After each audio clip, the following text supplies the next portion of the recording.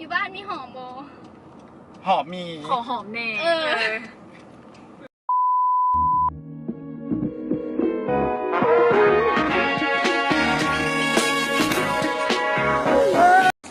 ฮัลโหล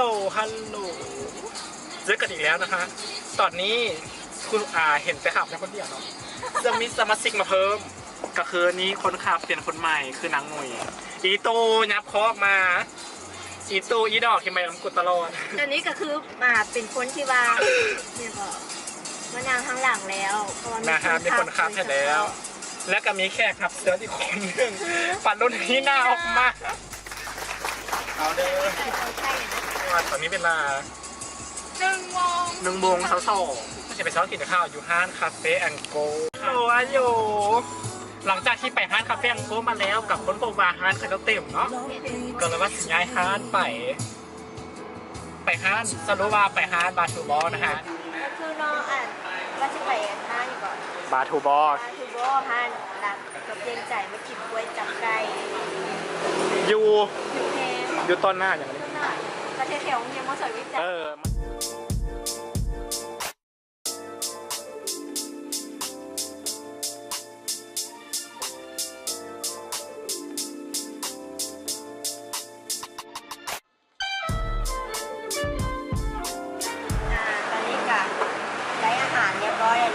อันนี้แมนข้าวเปียกอันกระดูกข้างปลาโดเน่หมูกรอบไก่คนอ่ายกล้องสูงอันนี้ก็จะเป็นประจับนะฮะขอตัวไปกินก่อนนะฮะบายบายกินลำบากเลยมึงก็ยังซูบินรีวิวอาหารกินแล้วไหนมันแซ่บคือมันคือแล้วไหนมึงก็เป็นสิทธิ์มึงกินอะไรก็กรึ๊กโคตรเลยมึงก็เป็นสิทธิ์ไปหาดิบซูบินต้องกินแบบเสียนี่คือโซเชียลช่วยจับตัวเลยปั่นรสชาติก็คือโอเคเลยก็ลองมาลองมันก็ต้องทายก่อนจับว่าเมื่อกี้จับไก่มาลองได้รสชาติโอเค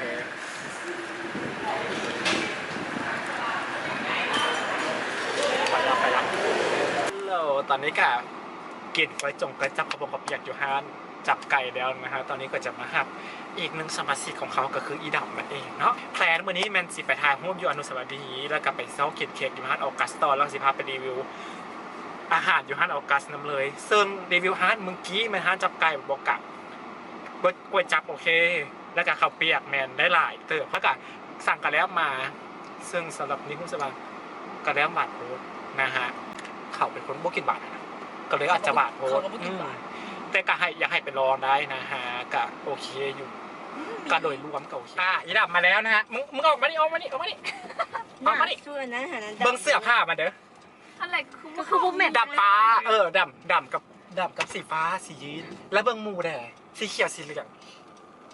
ฮัลโหลลูกตื่นลูกมึงควรจะเปลี่ยนเสื้อเหมือนกับส่งอีตูมันเป็นโมโนโทนเกินไปเขาจะบอกตูเขาบอกส่งตัวให้เจซังโอ้ยมันใส่มึงขนาดแปลกมุมเขาจะเท่าไหร่ปล่อยมีหมกมาเลยครับแกดับกว่าเดี๋ยวได้คิดก่อนสู้กูอ่านในเฟซบุ๊กสักนี้กี้นี่ถ้าคอยจะผูกพันกับเจ้าคอยควรจะผูก10กับเจ้าห้อยเถื่อเดี๋ยวมึงเล่นอย่างตรงนี้พันเอา10 คูณ 100พันวะโอ้กูหักกงเก็ตแต่แล้วเดี๋ยวปรณีนางเวียนเมื่อกี้นี่คิดลงอยู่กูคิดก่อนกูให้บ้านมีต้นไม้หลายบ่เดี๋ยว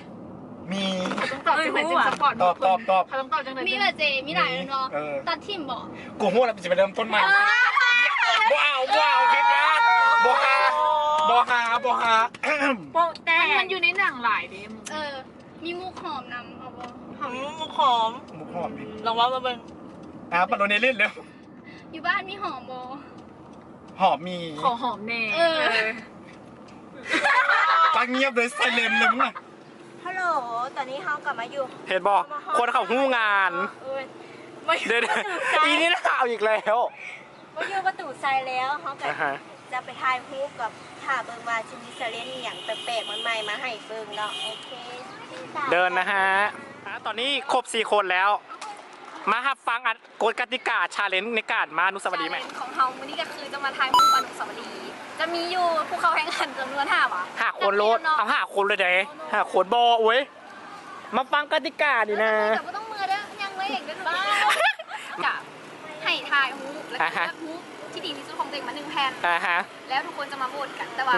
บ่ให้โหวตของตัวเอง แต่บทของคนอื่น เป็นของตัวเองให้โหวตของคนอื่นแล้วก็มาเบิ่งกันว่าผู้ใดได้คะแนนหลายสุด แล้วผู้ใดคะแนนน้อยสุดซึ่งผู้ใดคะแนนน้อยสุดก็คือ ลูเซอร์ก็คือผู้ที่จะมีผู้ชนะคนหนึ่งแล้วก็ผู้อื่นๆนะจะได้ห่วมกั ก็รอดโทษให้ผู้ นะฮะคือผู้แพ้จะมีคนเดียว แล้วกดอีกอันหนึ่งคือว่าแต่ละคนให้ทายได้แค่5 ช็อตเอา10 ช็อตบอก ห่อ 5 ฮูปมา5 ฮูป คิดว่าจะชนะบ่บทนี้ ชิวๆอยู่แล้วเป็นตรงนี้ บ่มีทั้งเป็นลูเซอร์บ่แพ้บ่แพ้ แพ้เขาต้องวินเนอร์เท่านั้น เดี๋ยวทำตั้งแต่ตู้เฮ็ดหน้าเครียดคิดว่าจะชนะบ่ บอ คิดว่าจะแพ้ แมน โอ้ยเกี่ยมถึงว่าลงโทษเขาคิดท่าเลยนุย บ่ได้ นุยมีคำถาม คิดว่าจะแพ้บ่ บ่ยอม เจ๋กูถามกับเจ้ามาวุ้ยไผ่ยอมแพ้มึงคิดว่ามึงจะแพ้บ่ กูบอยอมหมดแล้วเธอคือโอเคอาจจะแบบทางคุณโบเก่งตากูสนัดเรื่องโปซะ อ่า ถามแพ้กับโบเป็นอย่างกูบากูบริการแบบนี้นะฮะ มึงอันนั้นไว้เลยเนาะมึงปู่ ก็ออกยานแพ้เลยฮัลโหลหอย ได้ยินซื้อเสียงเดียวนานเขาจะบอกมึงเป็นคนจับกองขับบัฟมึงมึงสิบัฟเขาเดี๋ยวไหน กะไปอย่างไรเนาะคิดว่าตัวเองอาร์ซูเดนี่ ตบหน้าเขาเอิ้นนะ เขาข่าวเหมือนทุกคนเขาจะไม่เสียเขาอาร์สุด นะฮะ มันหน้าในนึงแบบมันโพสถันแบบกับนะคาแรคเตอร์นั้นกับมันแล้วถ้าสมมติเรื่องโพสนะ บอหลายบ่ได้นะเป็นเจ้าของบอ ความซัวเขาเอิ้นนะอีนี่เราทรงเก่ง บออะไรอย่างบอให้มันหลายบ่ได้แบบขี่รถมันมาตอนนี้มันก็จับกล้องอยู่ นุยบ่มีทางแพ้ โบมีทางที่จะชนะนุยจังไหนกันนุยกระทาแกอยู่ในเส้นทาง คือหันเข้าใจว่าแบบจับเมือเลยแบบถ่ายกับบ่ได้เมือสินะบ่มีรถเมือกับจำใจ ทุกคนค่อนข้างมั่นใจเบิร์ดมียกเว้นตูคิดว่าตัวเองจะเป็นลูเซอร์แน่นอน เสือมันก็คิดถึงนะฮะบับมูมันกระทายผู้งานอยู่แล้วเขาใจปะเอาอย่างนี้อีตูขนาดไหนปะอีตูบอกว่าจะเป็นดูเซอร์ก็แน่นอนอยู่แล้วบอก มันอ่อนแอสุดว่าผู้ได้มันอาจจะชนะมินก็ได้ อีตูขี่แพ้มันอยู่หันแล้วทรงเหลืออ้อยต้อยบับมันหอยจังไหนมันก็แพ้อยู่แล้ว4 คนนี่ก็คือนั่นแหละกับโบย่านอยู่แล้ว มีแบบสถานการณ์เป็นทองสุดาจะไม่อีกตัว แม่นนะคนทำ แล้วโบอีกตัวเป็นคนที่มี experience ในการถ่ายรูปหน่อยที่สุด แล้วก็เป็นคนที่อาร์ตหน่อยที่สุด เพราะจะนางถ่ายหลายสุดคือเซลฟี่ ต้องสัวในคนเฮาเห็นบอก นาง experience ถ่ายเซลฟี่นางอาสนะ แต่บาขอโทษไทยวิว แล้วถ่ายกรณีมันห้องลงมาเซลฟี่หลายคือกัน ถ่ายหูปนเปลี่ยนซื้อถ่ายหูวิวก็ได้ เป็นความจริงนะซูนะ เอาวันนี้มันคือแมนความจริง คิดว่าใครจะแพ้เดี๋ยวนี้ ตัวเองแหละ ตัวเอง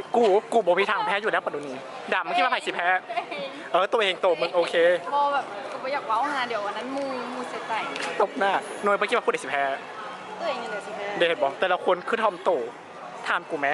อีตูไปแล้ว แต่ละคนมันมีต่างกันนี้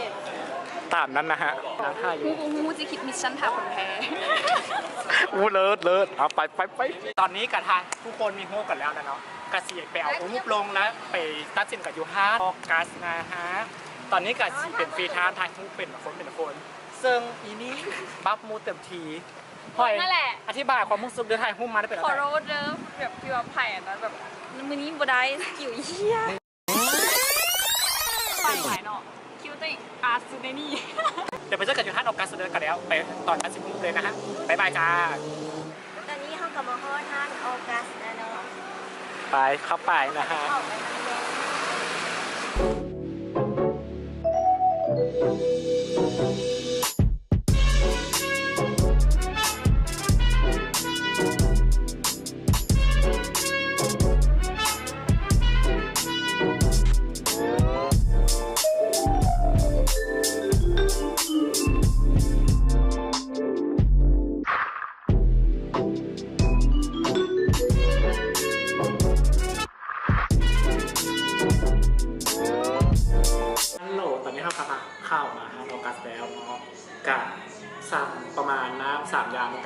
2ทางอันนี้แมนลินจิโรสนะคะถูกต้องอีพวกนี้กลิ่นมอคค่าอากาศสาเขียว แล้วก็เค้กอันนี้ยังไม่ได้ซิมเถื่อนะครับที่เราเห็นตัวนี้ โอ้เขาพูดมันต้องมีคานิชันตัวนี้พูดได้ซิมคานิชัน ตอนนี้เดี๋ยวจะกินนะฮะเราเจอกันค่ะอยู่เพราะวินาทีสำคัญแล้วนะฮะตอนนี้กับคือว่า เฮ้ กำลังจะเริ่มมาเอารูปพิธาอยู่อนุสาวรีย์มาโบวชกันแล้ว บอก เรื่องพวกเดียวกูร้อนตัวอยู่เลย อันนี้เอาเลยเข้ามาไอ้น้ำมีเจ๊ ไผ่ปั๊บหมูเก่งกัน มึงนั่นแหละมึงชิมาบอก กูใส่ไฟซื่อๆกูใส่ไฟเก่ง ตุยสุดเลือดคู่กู คู่กันบูบี มีกับยูน้ำกันทะเล นี่ โอ้หนา น้ำกัน กับเลยกับมันเลือดดูดีก็จะ เลือกกูใส่ แต่เลือกยี่ห้นเธอจะเลือกคู่เขา อะไรมึงเจอกูได้ว่ารูปตัวเองขนาด อันไหน เห็ดรองเท้าลูกสูง เขาทรงเซ็ตกูอันนั้น หนุ่ยรูปแต่ของพวกของแปรพันธุ์อยู่นะ ยูสาม อยู่ใน ยูแกลเลอรี่ตู้อันนี้เขาถ่ายตู้ มันท่า เอาถ้าอยู่ในวีแชทแล้วมัน ของเขา เอาไงหรอ คนเท่าหน่ะลงเด้อเป็นคนถ่าย ต้องเผาเอาไงหรอ วันนี้ก็จะเจออันนี้เขาทรงเขาเป็น ตัวมันว่าอย่างก่อนเมื่อกี้มันปักปั่มมันเรื่องอย่าง ถ่ายมุมเดียวกันเลย เจ้าไหนคนที่ขี้ที่สุดกัสนา มาเชฟแล้ว แต่ว่าเฮ็ดจังไหนถ้าสมมติ ไปว่าเพิ่งเข้า โหวตอันนี้ขึ้นกับโหวตล้วนๆเลย honestly เด้อห้ามตัว อ่ะ ชาดาตอนนี้เขาได้หู้กับคนกันแล้วนะฮะเดี๋ยวเขาสิมาเบิร์ โอ้สิได้บ่ ที่บ้านกับหนึ่งเขาเลือกก่อนไปก่อนเขาเลือกคู่เด็กก่อนนะนี่นะฮะเอา เอาเฮ้ยสูงดีกว่ามึงมันละดิหู ส่งมาว่ะ accept กับโบเป็นอย่าง เอาเฮ้ยพวกไข่บ้ากูมาคือ สุบรรณาคู่คือกัน เอาพวกนี้นะพวกนี้ แต่แดงขึ้นอีกแล้วน้อยกับพวกนี้ดู สื่อสองคนไทยพวกคือกันเลย ท่านแหละ1 2 3ตูเปิดโฮมนี้โอเค โอเค เอาไปบ้าง บอกฮูเอาด มาไป เอาคือมีหลายคู่แท้ เลยนะ ำ ขอว่านุ่งก็งอนตอนนี้เขาว่าตัวเองของแพ้แล้วเขามีคะแนน กูกับบอแพ้ คนทีมันคิดว่าตัวเองสิแพ้นะแม่ไหนถ้าถามเขาว่าหมักคู่แต่เขาหมักคู่นี้ โอ๊ย น้องคู่ตัวเองได้บอก บอได้ นี่ โฮมนุยโฮมนี่นะ เด็ก เอาอ่ะ นุยกระสอบกูกระสอบผู้ใดบอลถึกเลือก สองคนนี้ปะ นั่นแหละสู้หน้าบอลถึกเลือก คิดว่าพวกนี้เป็นของนุย บอแม่ พวกนี้ของเขา ถ่ายป้ามึงถ่ายแบบสิ้นคิดมากเลยนะสรุปนุยกระสอบเขากระสอบวินเนอร์2 คน สองอ่ะ นุย2กูเลือกฮุบนุยมึงกับเลือกฮุบนุยอันนี้ เขาเลือกฮุกเจ๋นุยก็เลือกฮุกเจ๋ตูเลือกฮุกเขาแต่งเยอะนะจ๊ะ ผู้แพ้ให้ย่างเมื่อเด้อ เดี๋ยวเราพายมึงเพลงจังไหนก็ได้ให้มันตลกที่สุด เอาจัดไป จังไหนก็ได้ให้มันทั้งตลกและงาม ถ้าปลาทำตัวเลยงามเอารถบอเอาแต่ซะบอกให้ฮูบที่ถ่ายรถ ให้พวกงาม โบเลยนะฮูบงามมันก็แผ่กระถ่ายงามปะ ไปเล่นได้มึง ไผ่ถ่ายฮูบงามกระถ่ายฮูบงามปะ เอาฮุกงามฮุกงาม เอาพวก อีพวกดอกนี้กับคือบาเกิดยังขึ้นไปยอมแพ้เราไปแพ้สะกดบางไผ่ถ่ายฮูบงามคนละพวกของถ่ายฮูบงามเป็นบ้าแบบคนปกติกระถ่ายฮูบงามปะ เอาตู้งามในช็อตเดียว โบงามแบบงานชอบเดียวโบมีจิจิโบละอัพเฟซบุ๊กเลย งาม โอ้ต้องบอกโอเคร้าย หันเด็กเป็นบอกให้กระถ่ายฮูบงามปะโบไป มันบ่เอิญบ่ลงโทษบ่ หันแรก บอลมึงเดียวกันเลย ไปนอนอายังมาเนี่ย สองคนกันเลย บสภาพผีแพ้คนที่แพ้ ลูเซอร์ประจำบล็อกนี้ อีนี้นะฮะพอแล้วปิดคลิปเดี๋ยวไปเจอกันที่โดนนะฮะบ๊ายบายตอนนี้เข้าช่วงเลยครับ What is your bag คนกระเป๋าอีดับคนแรก มึงเตรียมกูก่อนบอก บอเตรียม โอ้ย อันแรกคือ1มีหมวกมีครีมอันนี้ก็ครีมเอาที่เนี่ยเอาลิปอันนี้ก็บริทาจะทาอย่างทาแก้มกับพวกทาแบบนี้ขนมพิกาเลียแบบเขามึงกับเปิดหมวกแล้วก็เครื่องใส่อันนี้อันนี้มีลิปเดียวนึงอีกแล้วมันลิปมีเบียร์มีเจลล้างมือมีบัตรเติมเงินที่วัดขวดแล้วจะมาตรวจทิ้งตู้ไม่ขวดจะไปเก็บไว้มีเจลทิชชู่เปียกมีหลายคนมีทิชชู่ มีขนม กำลังฮิตฮอตห้านเขากระขายเดี๋ยวห้านปลายงกุ้ง5,000 อันนี้น้ำหอมมียาโบกให้พูดไม่หอมเลยหอมผู้ชายเลยแล้วก็แฮนด์ครีมกินพีชมีหูฟังมีสายซ่ามีบิ๊กมีเงินแล้วควรทาผีบ้านที่บ่พกไม่ตันเล็บโมไม่ใส่พกไม่ตันเล็บนี่มาออกกับเบิร์ดแล้วซัมมี่แล้วกับเนื้อที่ สัมนี้นะฮะมันกำลังจะแจกอยากได้เงินนี่มันกดไลค์กดแชร์เพจเฟซบุ๊กของกัปซี่เด้อซึมแล้วก็แอดมู5 คนเนาะแล้วก็กดไลค์กดแชร์ แท็กมู แอดมู5อีโน่ แท็กมูอ่ะคนแรกคนแจ้เป็นสาธารณะว่ะแบบต้องหาแต่นั้นมาเห็นแบบคนแจ้เธอเดี๋ยวบุคคลได้5เถื่อนได้มึง นั่น ไหม แหละกูแบบโอ้ยกระตามนี้กับโบได้มีสิ่งแปลกปลอกอย่างเดียวก็คือมีตันเล็บจบนะฮะไลค์เบิร์ดแล้วเบิร์ดช่วงนี้ก็มื้อนี้ไปห้านจับไก่ไปทางหุ้มเดือนนุสบรีเดี๋ยวเสียอัพฮูบลงอีกคนนึงเนาะแล้วก็ให้เด็กเบิร์ดมาพูดเด็กกดไลค์กดแชร์ฮูบได้หลายที่สุดแต่ว่าการจะพูดว่าสิเห็นมื้อเดียวเพราะว่าสิใช่แฟนเพจของซอยอีกคนนึงแล้วก็ไปห้านออกัสแล้วก็นีวงรีวิวตัดนั่นแหละนะฮะอยากให้ติดตามคลิปนะครับเป็นอะไรกัน อย่าลื ติ ม ด ก ตาม ดไลค์ก เด้อ ดแชร์กด subscribe นะฮะ ถ้ากดเราได้หลายๆแล้วพวกเขาจะมีเกมมาให้ลินและมีของรางวัลให้อีกเด้อสปอนเซอร์จากห้านปัญญงเปิดไป ขายของเต็มทีไปแล้วนะฮะบ๊ายบายอีตู บ๊ายบาย เฮ้ยบ๊ายบายฮะ